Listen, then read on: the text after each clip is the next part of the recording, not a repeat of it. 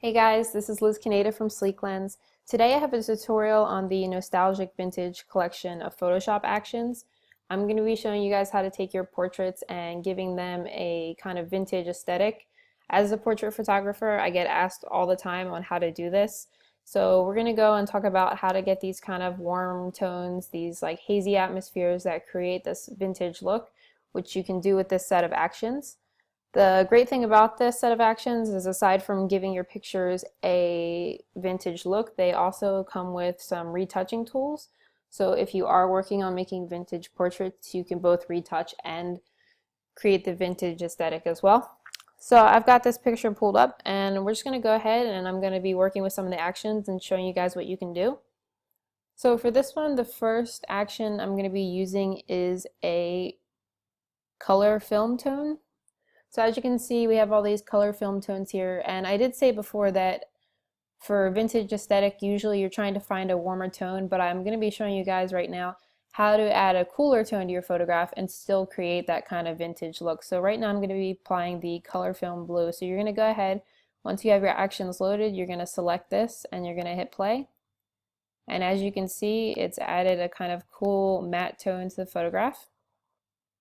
The next thing I'm going to do is I'm going to go into my highlight and shadow tones. So as you can see, we have highlight tones here, shadow tones here. So to balance out the blue a little bit, I'm going to be using the cream tone shadow, and I'm going to go ahead and hit play on that. But that has kind of taken way too much of the cool tone out. So what I'm going to do is you can change this by going to the opacity of the layer here, and I'm going to be turning it down quite a bit. So all we did was add a little bit of a warmer tone, but we still have that nice cool tone to the photograph. So the next thing I'm going to do is be using a brush. So if you go to the complete workflow here, you'll see it comes with a couple of brushes. I'm going to be using the Add Light brush. So I'm going to go ahead and hit play. And this dialog box is basically telling me to select the layer mask here and use a soft white brush to add the effect to selected areas. So I'm just going to hit continue. So I have my brush here. I'm going to make it a little bigger. You can do that up here, or if you want to use the bracket keys on my computer to change the size of the brush. But I'm going to be using that, and I'm going to keep the opacity pretty low, probably around like 21 is good. And I'm using that, actually I'm going to make it a little bit higher. So we'll go to 37. I'm using that to add light to this side of the photograph. I really want to kind of play up the fact that the natural light is coming through the window here, and it's creating these really nice highlights on this girl's really gorgeous hair. So as you can see on the layer mask here, it's showing me everywhere where I've applied the effect. And then I'm going to just once run the brush over her face and body so I can add a little bit more light to her. Alright, so the next action I'm going to be using is a light burst action. So we have these light burst overlays, and these are really neat. They kind of add a light effect. So for this one I'm going to be using the white light burst. So I'm going to go ahead and select it and hit play. So this dialog box is telling me that once I hit continue, it's going to pull up the light burst display and I'll be able to drag it wherever I want. So in this case, as you can see, I can drag it around wherever I want. I'm going to be dragging it over to the side here where the light is actually coming through the window, and I'm going to go ahead and hit OK.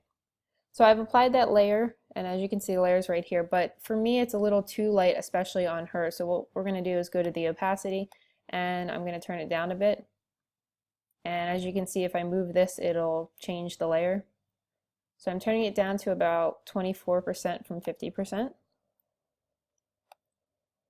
The last thing I'm going to do for this image is I'm going to be going into my complete workflow again, and I'm using the sweet contrast. I'm just going to go ahead and hit play. And I'm going to go ahead and flatten the image. Alright, so that's all I'm going to do for this image to give it a vintage look. I'm going to pull up the original one so you guys can see it. Alright, so here's the original image. So as you can see, we've kind of added a nice hazy atmosphere. We've got a cool tone going through the photograph, but we've also warmed it up a little bit and we've added a little bit more light to give it that vintage feel. So I have another photograph and we're going to move on. So I've got another portrait here. The first thing I'm going to do is, as you can see, this portrait is slightly underexposed right here. It's not, we want to add a little bit of light. So what I'm going to be doing is I'm going to brighten the image.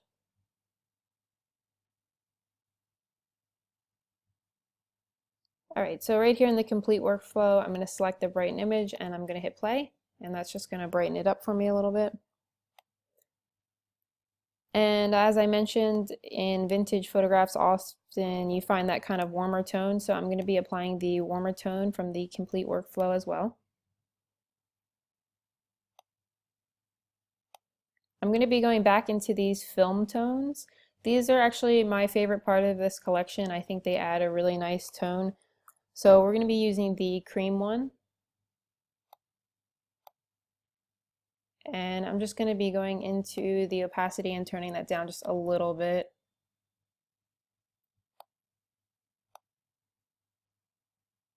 Alright, so as I mentioned, the great thing about this workflow is that it comes with a couple retouch brushes.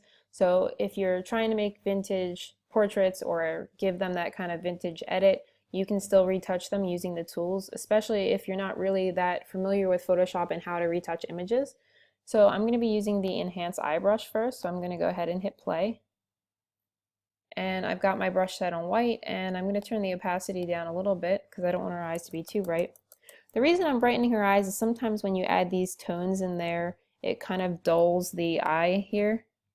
So I'm just going to brighten them up a little bit to bring that back.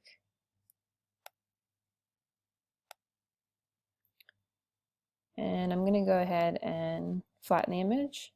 And then I'm going to be using the white teeth and eye brush, and I'm going to hit play. Because as you can see, if I get a little bit closer here, her eyes have a little bit of red in them. So I'm just using this brush. I'm going to turn the opacity up a little bit to kind of whiten out the red in her eyes.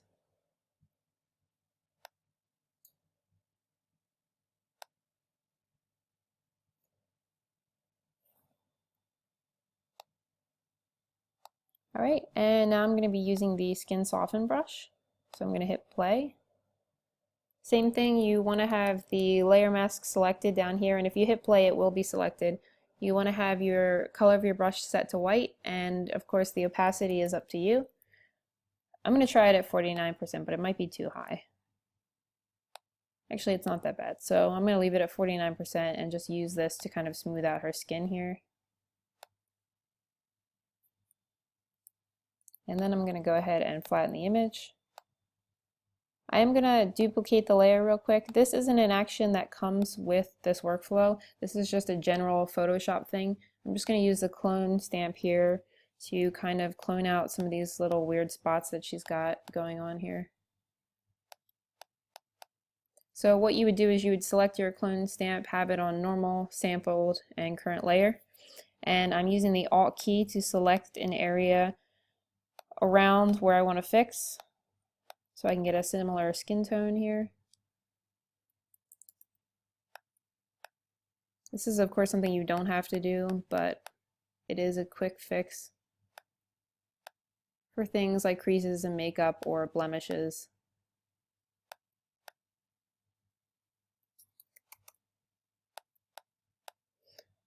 Alright, so I've gone ahead and done that. So now I'm going to be adding a little bit of light to this. So I'm going to be using the Add Light brush that we used earlier. Go ahead and hit play.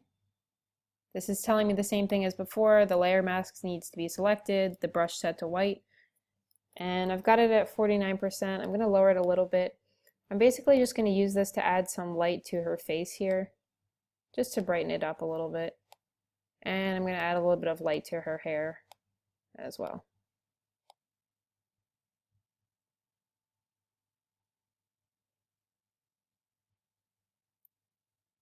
So I'm going to go ahead and flatten the image.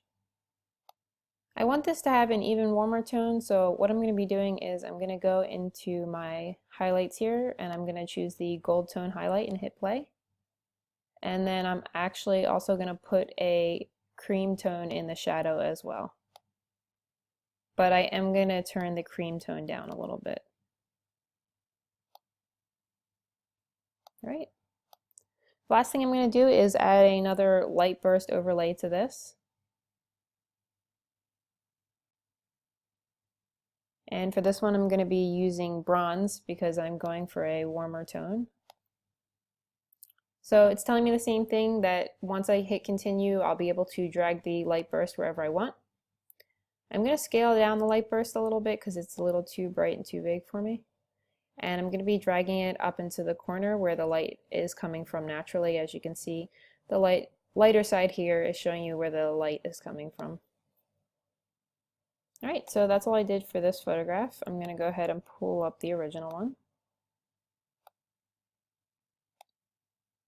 So as you can see, to get this vintage effect, we've used the actions. We've got this kind of warmer tone, a nice hazy atmosphere.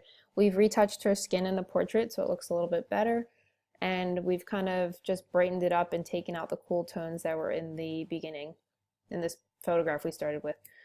So I hope you guys enjoyed this tutorial on how to create vintage portraits using the Nostalgic Vintage collection. And when you get it, you'll be able to try it out for yourself.